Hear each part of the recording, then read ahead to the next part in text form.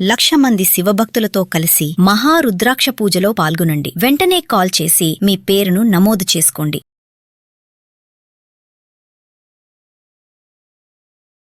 నమస్తే, సుమన్ టీవీకి స్వాగతం. ప్రస్తుతం మనతో ఉన్నారండి ప్రముఖ ఆధ్యాత్మికవేత్త, మంత్రశాస్త్ర పండితులు దత్తాత్రేయ శర్మ గురువు గారు ఉన్నారు. నమస్తే గురుగారు. నమస్కారం.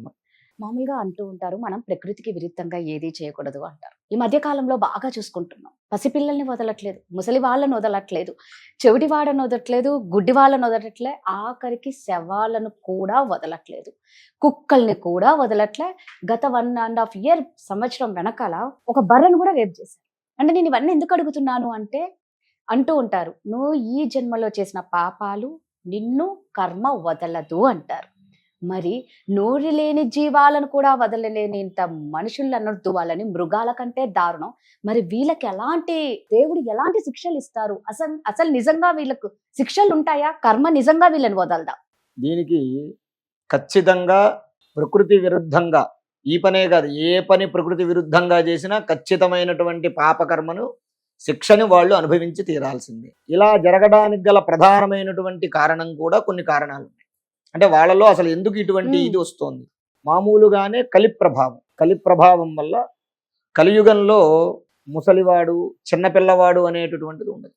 ఇంకోటి కూడా ఏమిటయ్యా అంటే, మనం ఏదైతే నిగూఢంగా రహస్యంగా ఉంచాలి అని అనుకుంటున్నామో అదే దాన్ని రివీల్ చేసి దాన్ని అందరూ కూడా ప్రాపంచిక వ్యాప్తంగా చేయడం వల్ల ఆ ప్రాపంచిక వ్యాప్తమైనటువంటి ఈ యొక్క విషయం ప్రాపంచిక వ్యాప్తమై వైరల్ అయిపోతుంది. ఇప్పుడు ఈ రోజున 10th class చదివినటువంటి పిల్లాడికి ఒక సెల్ ఫోన్ ఉందనుకోండి, వాడి ఫోన్లో ఏముంటాయో మనం చూసుకునే పని లేదు. వాళ్ళు ఎందుకు అలా తయారవుతున్నాడు అనంటే, ఏదైతే దేన్నైతే మనం అధికంగా చూస్తామో, దేన్నైతే మనం అధికంగా వింటామో మన యొక్క మనస్సు, మన బుద్ధి దానిలోకి ప్రేరేపింపజేస్తూ ఉంటుంది.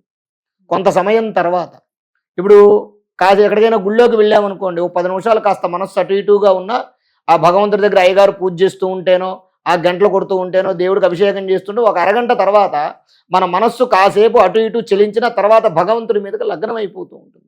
అలాగే ఏ పనైతే మనం చేస్తూ ఉంటామో, ఓ 4 రోజులు పార్కుకి వాకింగ్కి వెళ్ళామనుకోండి, 5వ రోజు ఆటోమేటిక్గా 5 తెల్లారగట్ల నిద్ర లేచి మనం వెళ్ళిపోతాం. అలాగే ఇప్పుడు ఏమవుతుంది, ఈ సెల్ ఫోన్లు, ఈ నెట్, వీటి వల్ల ఏమవుతుందయ్యా అంటే, ప్రాపంచికమైనటువంటి కొన్ని అసభ్యకరమైనటువంటి, అశ్లీలమైనటువంటి కొన్ని వ్యవహారాలు, కొన్ని విషయాలు, ఇవన్నీ కూడా రహస్యంగా ఉంచవలసినటువంటి విషయాలన్నీ బయటకి రావటం వల్ల చిన్నపిల్లల దగ్గర నుంచి పెద్దవాళ్ల వరకు కూడా వాటినే చూస్తూ, ఇప్పుడు మనం ఫోన్ ఆన్ చేసామనుకోండి, అనేకమైనటువంటి ఏవో సీరియల్స్ కూడా అలాగే తయారైపోయాయి ఇప్పుడు అన్నీ కూడా. ఇవన్నీ చూస్తూ ఉంటే ఒక మనిషి, మానవుడు ఒక ఉప్పు కారం తింటాడు, వాడు చేసే తప్పే, నేను కాదనట్లేదు, ఇటువంటి వాటికి బాగా ఎక్కువ ప్రేరేపింపబడుతూ ఉంటుంది. ఈ కారణంగా వాడి మనస్సు, వాడి బుద్ధి చెలించడం ప్రారంభమవుతుంది. అప్పుడు ఏమవుతుంది, వాళ్ళలో రాక్షసుడు పుడతాడు. కలియుగమే రాక్షస ప్రభావం అయినటువంటి కలియుగం ఇది. ఈ కలియుగం అన్ని యుగాల్లోకెల్లా ఈ కలియుగం అత్యుత్తమమైనటువంటి కలియుగం.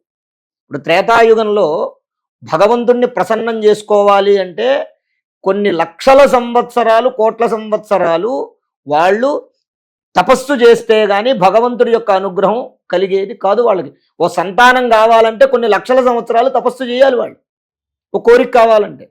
అలాగే త్రేతాయుగం వచ్చేసరికి ఏమైంది, యజ్ఞం చేసేవారు. అంటే ఆ లక్షల సంవత్సరాలు కాస్త ఏమైంది, 1000 సంవత్సరాల కింద మారింది. తపస్సు చేశారు. ఆ తపస్సు వాళ్ళు యజ్ఞ యాగాదులు చేసేవాళ్ళు. దశరథ మహారాజు ఉన్నాడు, సంతానం కోసం ఏం చేశాడు, పుత్రకామేష్టి చేశాడు.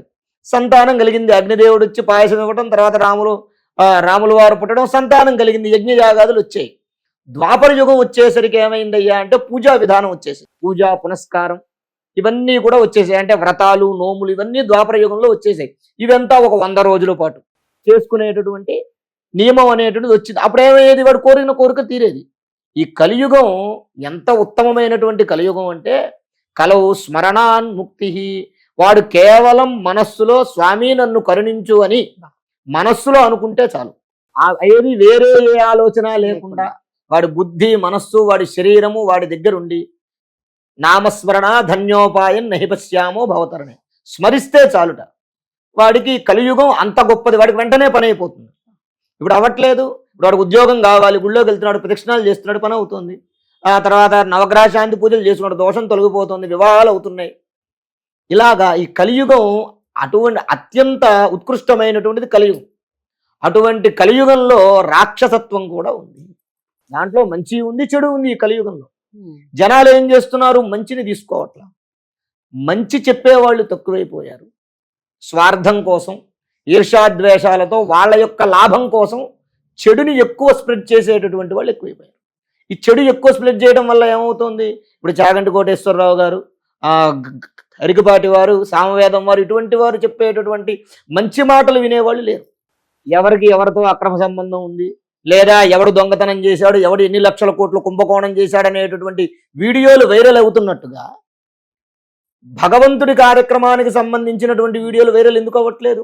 జనాలు అవి వీళ్ళు చూపించడం ఎక్కువ చేస్తున్నారు, వీళ్ళు చూడడానికి అలవాటు పడిపోయారు. అవి వాళ్ళ మనస్సులో, వాళ్ళ బుద్ధిలో బాగా ఎక్కువ రమించి రమించి రమించి ఆ లోపల వాడికి ఒక అగ్ని పుడుతుంది. ఆ అగ్ని చల్లారాలంటే ఏం చేయాలి? వాడు చల్లార్చుకోవాలి అగ్ని. ఇంకా వాడికి ఉచ్చనీచాలు ఉండవు, వాడు వెధవ అంతే. కాబట్టి వాడు ఏం చేస్తాడు? అక్కడ ఎదురుగుండా వాడికి ఎలా చల్లారుతుందో ఆ అగ్నిని చూసుకుంటూ ఉంటాడు. దాని వల్ల జరిగే, కానీ అలా చెయ్యటం వల్ల వాడికి ఎంతటి ఘోరమైనటువంటి నరకం లభిస్తుంది అంటే, అటువంటి వాణ్ణి నరకలోకంలో, అంటే ఈ కార్యక్రమం చేసే అనేవాడినే కాదు, ఏ పురుషుడైనా సరే స్త్రీకి ఇష్టం లేకుండా స్త్రీతో మాట్లాడినా సరే అటువంటి వాడికి ఎటువంటి నరకం లభిస్తుందయ్యా అంటే, బాగా ఎర్రగా కాల్చినటువంటి సూదులు, అంటే పెద్ద పెద్ద ఇనుప సువ్వలు తీసుకుని అటువంటి వాడికి గుచ్చుతారు. ఇప్పుడు నోరు లేని మూగజీవుల మీద, చిన్నపిల్లల మీద పైశాచికత్వాన్ని వీళ్ళు ఎవరైతే చేసేవాళ్ళు, ఎవరైతే ఉంటారో, ప్రదర్శించే వాళ్ళు ఉంటారో, వాళ్ళకి బాగా సలసల సలసల కాగేటటువంటి నూనె ఉంటుంది, ఆముదం నూనె, దాన్ని గొంతులో పోసేస్తాడు. ఈ శిక్షలన్నీ కూడా వాడు అనుభవించాలి. ఇంకో విషయం ఏమిటయ్యా అంటే, ఈ విషయం వీడు చనిపోయిన తర్వాత అక్కడికి వెళ్ళాక అనుభవిస్తాడు, అది వేరే విషయం.